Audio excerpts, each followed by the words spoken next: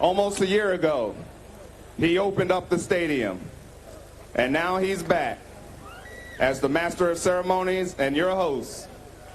Ladies and gentlemen, it's my pleasure to introduce to you Sugar Ray Leonard.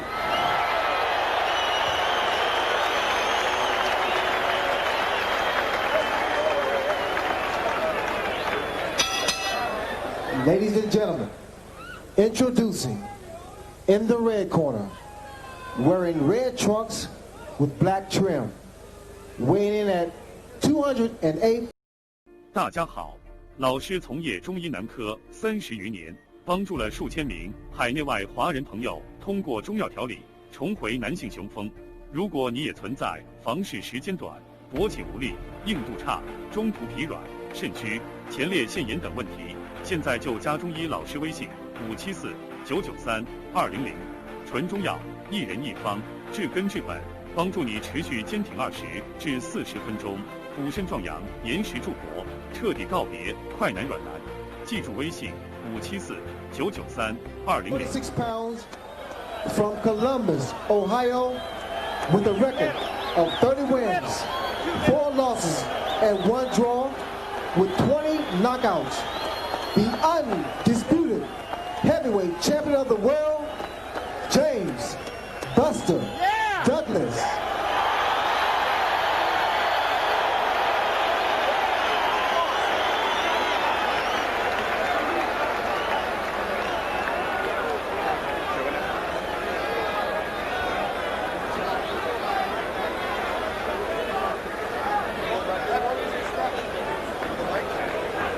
Anxious moments as we get set. There is Evander, the real deal, Holyfield. Keep checking. Come on out. Here is referee Mills Lane.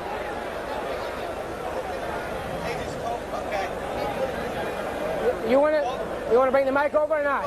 You want to come or not? All right, here we go. Now, we've already been through the instructions one time in the dressing room. This is for the big championship of the world. Protect yourself at all times. Any questions from the challenger or his chief second? Any questions from the champion or his chief second? Let's get it on. Here we go. And Mills Lane will make him fight. Let's take a look at the tail of the tape and the only real number to look at here. The weight, 246 pounds for Buster Douglas, 208 for Evander Holyfield. Here are the rules. 10-point must system. No 3 knockdown rule. No standing 8 count as well. Only the referee can stop the fight. The fighter cannot be saved by the bell except in the last round. There are the judges. And there is the undisputed heavyweight champion of the world. There is the challenger, Evander Holyfield. We are set for 12. And the bell sounds. Purdy, after a long wait, Holyfield finally gets his chance. And you don't see that difference in size that everybody talks about. The first thing that strikes you is they look about the same, except one man looks a little bit heavier. But there's not this huge size difference that everybody talked about. Douglas with 5 career first-round knockouts, Holyfield with 2. I don't think you can look for early knockout action, although anything happens in a heavyweight championship fight. This is going to be a chess game for a while. The left hook by Holyfield. Holyfield wants to set that tempo fast. Remember, he wants to get in there. He does not want to let James, Buster Douglas, punch that with that left jab and keep him off. Left jab right now is just hitting air. Buster's left jab is not working. You'll see Holyfield cross his arms a la Ken Norton when he gets inside to protect against the uppercut. As long as he's outside, he keeps his hands up. When he gets inside, he crosses them so that that uppercut that was so devastating to Tyson doesn't land. Round number 1. Buster Douglas against Evander Holyfield. That jab missing by 2 or 3 inches. He's flicking it out there, but it's not hitting anything.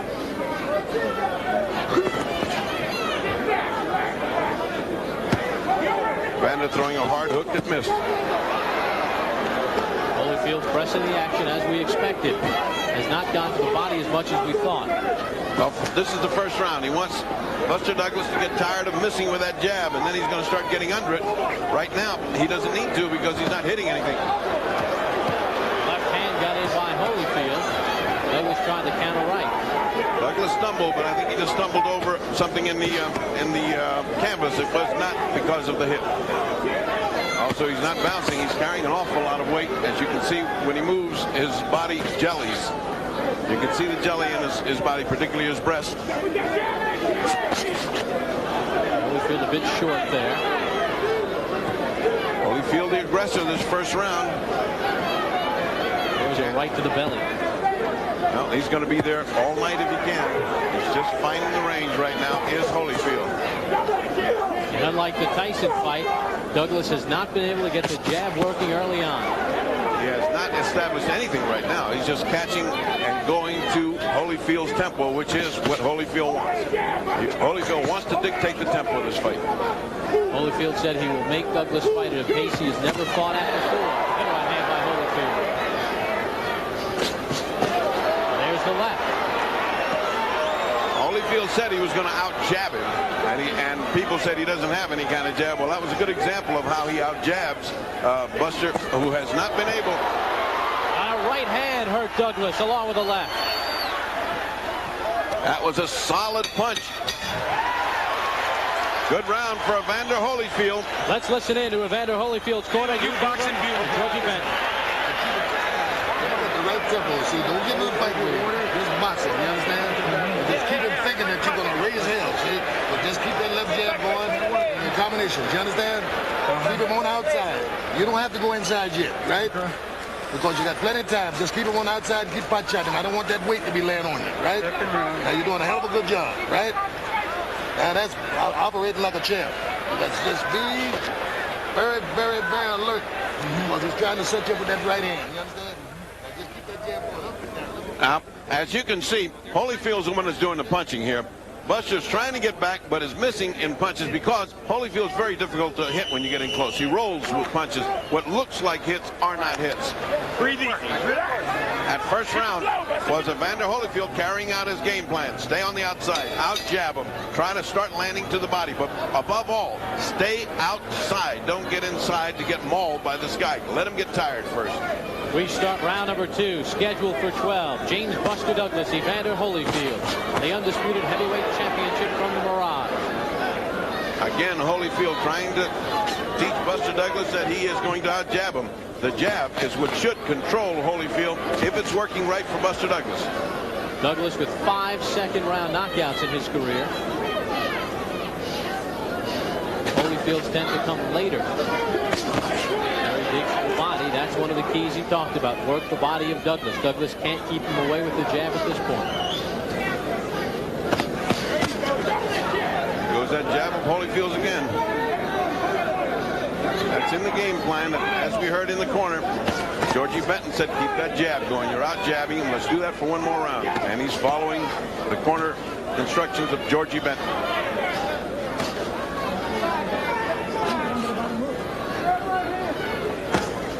So far, we haven't seen any great offensive, aggressive behavior on the part of Buster Douglas. He has not been leading. He has been following so far, allowing Holyfield to do what he wants to do.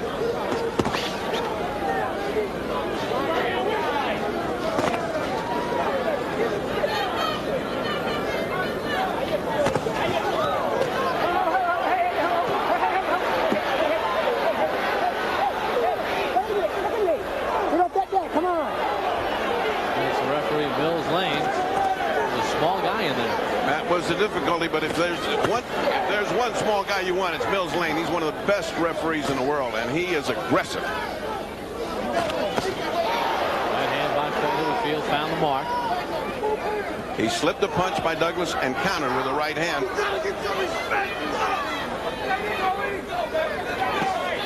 There's another body shot. And what Douglas is doing is, instead of counter-punching, when Holyfield comes into the body, which when he's open, he's grabbing him as soon as he gets in, hoping some of that fat will tire out Holyfield.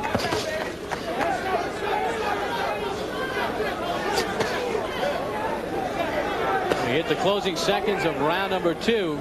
Does it hold, Ferdy, that once you win the championship, you're 25% better? We'll find out. I don't know whoever thought of that figure. I distrust figures, but right now nothing has happened with Buster to show that he was a better fighter than when he won the title from Tyson. Certainly not as good so far as when he won from Tyson. He has not gotten his jab working to this point, and Holyfield has gotten inside and used the jab as well. Get off that net, come on!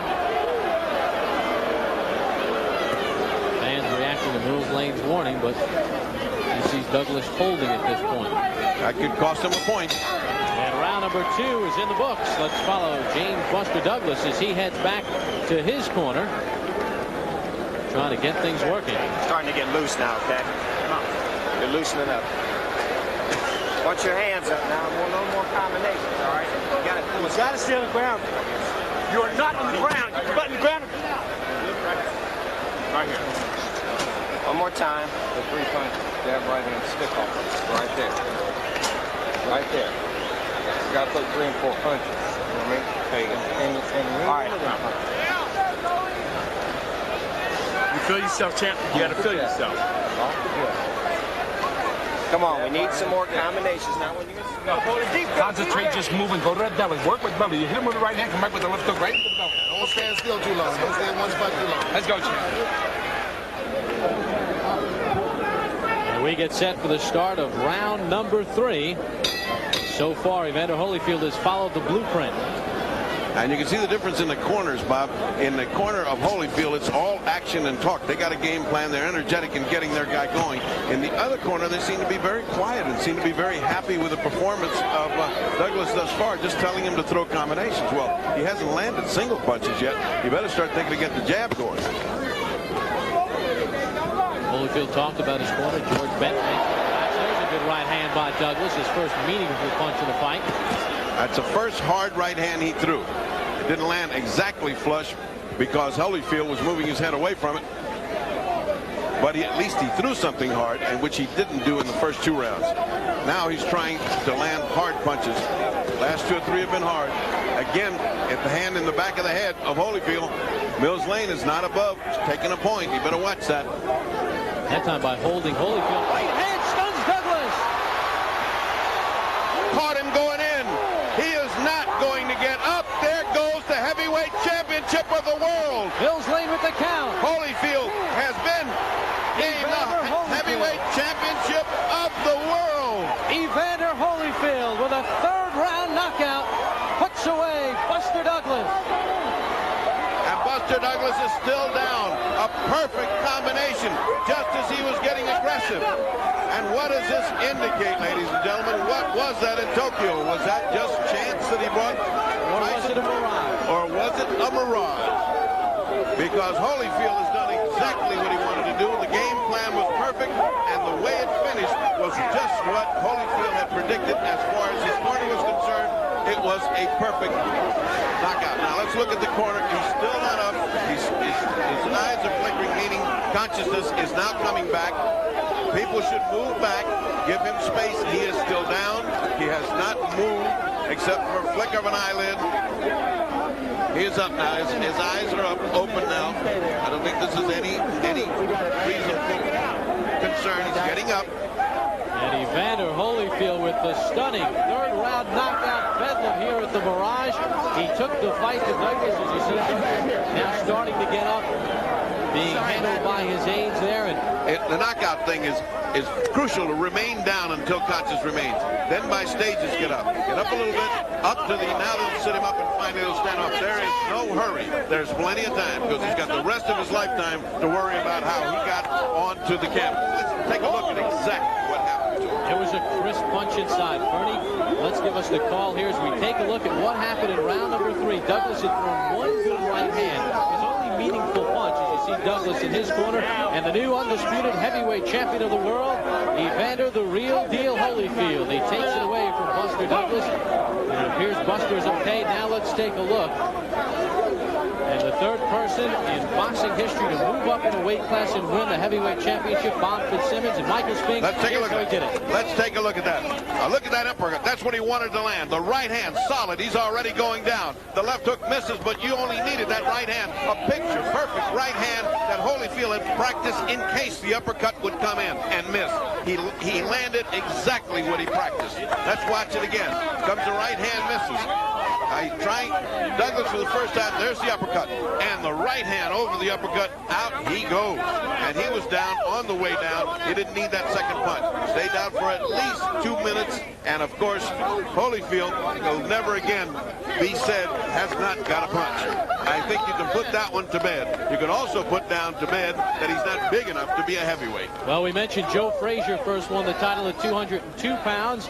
And we see Evander Holyfield at 208. A big right hand puts down Douglas. That is all he needed. And in any angle that you look at it, you're looking at a picture-perfect punch of a man who has superior reflexes, who landed exactly where he wanted to land, threw the punch that he needed, and the steam was so much on that punch that Buster Douglas stayed down for a full 2 minutes. Well, the challenger has been favored 12 times to win the heavyweight championship. Evander Holyfield becomes the 7th, and this was the 35th time the challenger was undefeated. And for the 15th time, the challenger has won. Pernell Sweet Pea Whitaker, the undisputed lightweight champion, with his former Olympic teammate Evander the Real Deal Holyfield. Here's our ring announcer, Bob Falk. Ladies and gentlemen, the official time, 1 minute and 10 seconds of the 3rd round.